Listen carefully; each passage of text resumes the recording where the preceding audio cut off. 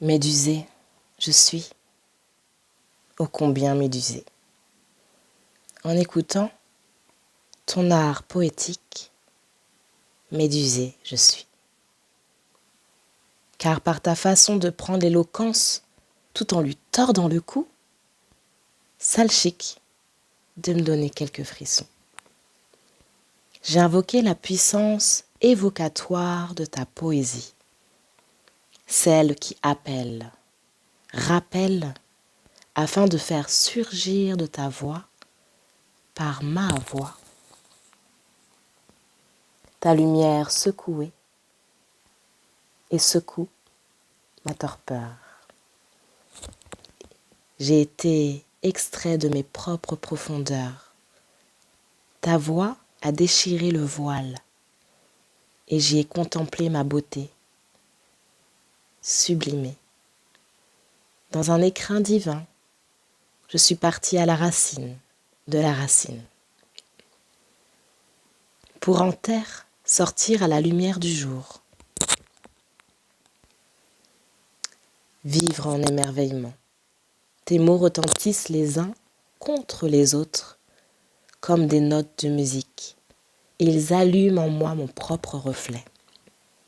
Des mots dans ma tête, à mon tour s'entremêlent et se choquent, me rappelant au souvenir lointain, dont je n'avais la clé.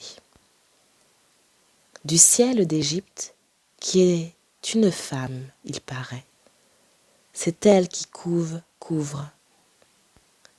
C'est elle qui porte l'empreinte maternelle du divin.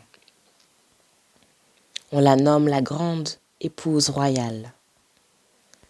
Et en t'écoutant, je dois dire, religieusement, j'ai répondu, je crois, à son invitation, en dansant sur les fils d'or de vos voix.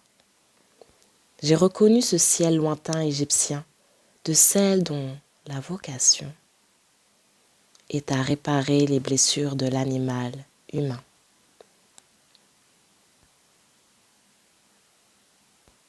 Pour lui rendre toute son humanité. Et c'est en danse trans, comme autrefois, que j'entre dans tes rythmes retentissants, dans ton immortel instinct.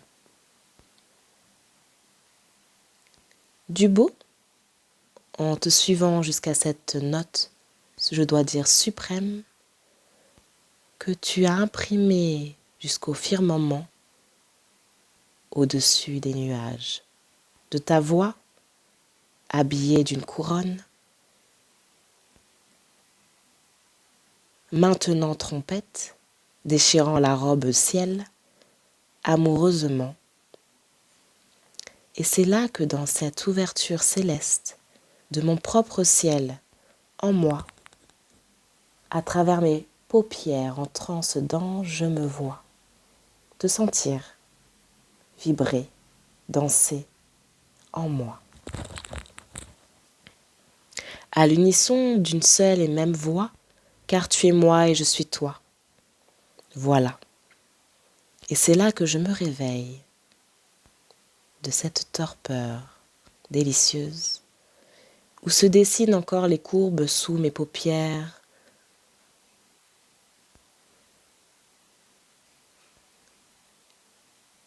mais ici il ne reste que fumée de ton corps évanescent, des encens dégagés par nos corps enroulés dans l'espace et le temps qui s'élèvent et s'entremêlent. De ma respiration, je me sens relié amoureusement à ta fibre poétique. Médusée je suis, tu m'as laissé entrevoir, percevoir la magnificence de ce jardin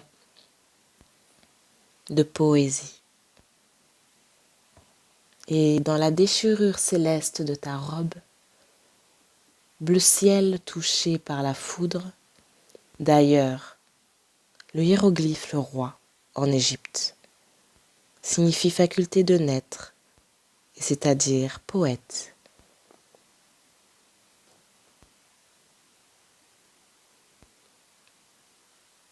J'ai donc contemplé jour après jour pour entrevoir à nouveau ce ciel femme lointain, dans l'espoir de vivre à nouveau la rencontre, qu'elle se produise à nouveau, pour qu'on se voie. La poésie c'est voir, n'est-ce pas? Et je t'ai vu. En ce jour, tu me remis des clés d'or. Paraîtrait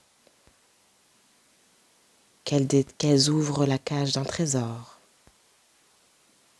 dont je suis le seul détenteur. Il serait en moi, m'as-tu dit. Et c'est dans mon jardin sacré de poésie que j'étais à nouveau vue.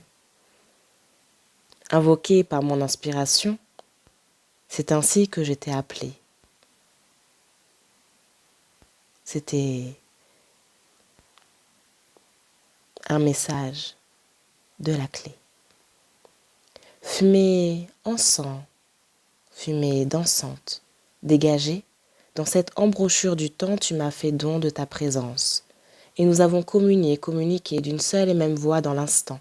En prière, je t'ai dit en mon cœur, je ne désire que communier, que d'une seule voix. Et après, je jure que je ne me soumettrai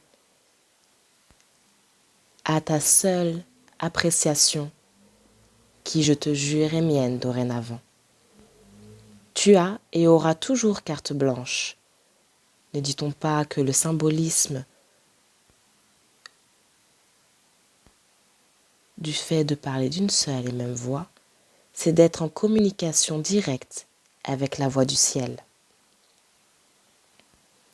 où l'homme propose et la femme dispose. Elle dispose parce qu'elle a la voix du ciel en elle. Elle l'est.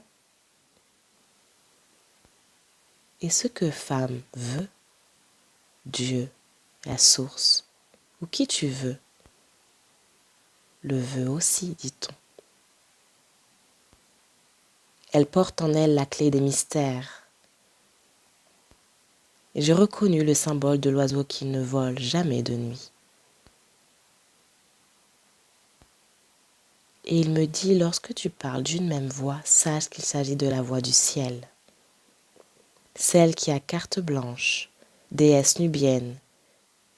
Celle-ci a déchiré le ciel de sa robe bleue, ciel, aigue marine.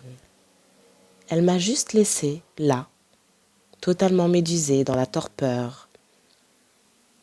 Et il reste de nous la fumée des encens dégagée par nos voix, nos corps enroulés dans l'espace et le temps, touchés par la foudre foudroyante de sa voix qui m'enivre. Mais elle est déjà évaporée. Et je dois dire qu'à jamais, elle est et sera en mon reflet. Elle m'a tenue en haleine. Et c'est comme une éternité. Ta voix est mienne au présent. Alors merci ma belle pour ce voyage intemporel et un temps pour elle.